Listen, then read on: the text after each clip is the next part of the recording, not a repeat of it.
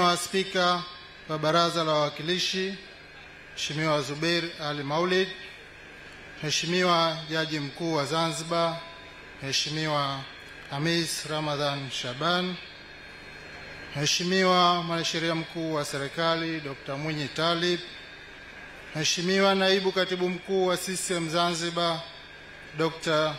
Mohamed Dimwa, Mheshimiwa Waziri wa Nchi, Ofisi ya Rais, Fedha na Mipango Dr. Saada Mkuya, waheshimiwa mawaziri na manaibu mawaziri wote mliopo hapa, makatibu wakuu, Mheshimiwa Katibu Mkuu Kiongozi na Katibu wa Baraza la Mapinduzi ndugu Zena Ahmed Said,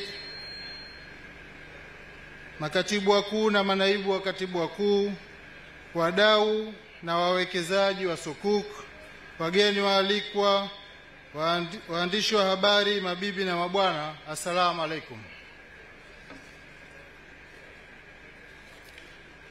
Mheshimiwa Rais, naomba kuchukua fursa hii kutoa shukrani zangu za dhati kwa Mwenyezi Mungu kwa kuendelea kuturuzuku neema yake ya pumzi na siha, sambamba na kutubariki amani na upendo inayoendelea ndani ya nchi yetu ya Zanzibar na Tanzania kwa ujumla.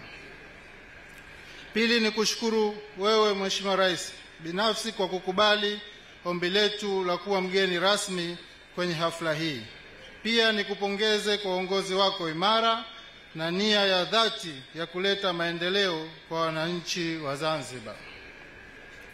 Mheshimiwa Rais, mageuzi yoyote katika nchi hutegemea uongozi ambao unatumia njia mbadala na ubunifu katika utekelezaji wa kukuza uchumi na mkakati wa utoaji wa huduma kwa wananchi. Tumeshuhudia katika kipindi cha miaka mitano cha serikali ya awamu ya 8 kumefanyika mageuzi makubwa katika sekta ya uchumi na fedha. Mheshimiwa Rais, madhumuni ya hafla yetu hii ya leo ni kutambua mchango wako, kukupongeza wewe binafsi kwa jitihada zako za kuleta mageuzi katika sekta mbalimbali, sambamba na kuthamini juhudi zako katika kuimarisha uchumi wa Zanzibar. Matukio yetu ya leo yanaenda sambamba na jitihada zako unazoendelea kuzifanya katika kuleta maendeleo kwenye nchi yetu. Leo tutashuhudia matukio matatu makubwa yaliyofanyika kwenye sekta ya fedha na uchumi kwa kipindi cha miaka mitano. Kwanza kabisa, tutakuwa na uwasilishaji wa mafanikio ya sekta ya fedha na uchumi kwa mwaka 2020 hadi 2025. Pia tutakuwa na uzinduzi wa malipo ya awali ya utoaji wa gawio kwa wawekezaji wa Zanzibar sukuk. Na la tatu, tutakuwa na uzinduzi wa mfuko wa hifadhi ya jamii inayofuata msingi wa sheria scheme. Naomba nianze kwa uwasilishaji wa mageuzi ya uchumi na fedha.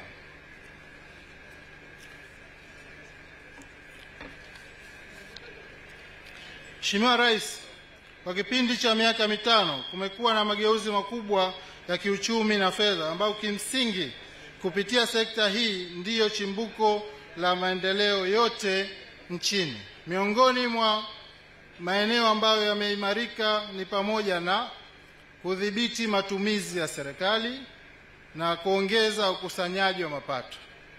Hii ndio nguzo mbili kuu ambazo zimetufanya leo kufikia hapa. Nianze na kudhibiti matumizi ya fedha za serikali. Awamu ya 8 ilipoingia madarakani ilikuwa inatumia asilimia kubwa ya mapato yanayokusanywa kwa mwaka kwenye kulipia mishahara na matumizi ya kawaida ya serikali, yani OC, na kiasi kidogo ndicho kilikuwa kinabaki kwa ajili ya matumizi ya miradi ya maendeleo.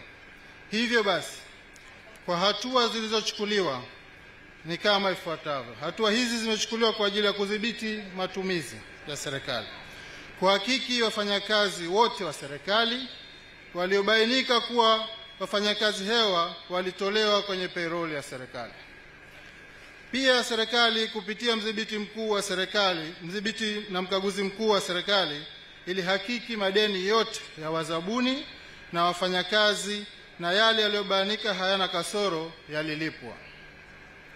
Kuanzisha mfumo wa bajeti na matumizi ya serikali, yani BAMAS, ili kuoanisha mipango na matumizi ya serikali kwa mujibu wa bajeti iliyoidhinishwa, sambamba na kuzijumuisha taasisi zote zinazojitegemea kutumia mfumo huu.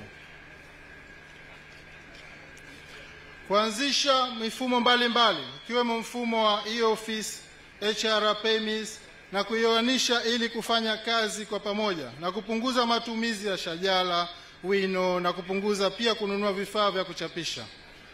Serikali imewezesha taasisi za umma kujitegemea na kupunguza kiasi cha ruzuku zilizokuwa zikitolewa na serikali kuu, zikiwemo kwenye taasisi ya ZBS, ZBC, Mji Mkongwe, ZFDA, Kamisheni ya Utalii na nyinginezo. Udhibiti wa matumizi ya OC kwenye matumizi mabaya ya mafuta, umeme na safari na vikao visivyokuwa na tija. Kuanzisha mfumo wa manunuzi EPROS ili kuhakikisha thamani halisi ya fedha inapatikana kwenye manunuzi ya umma.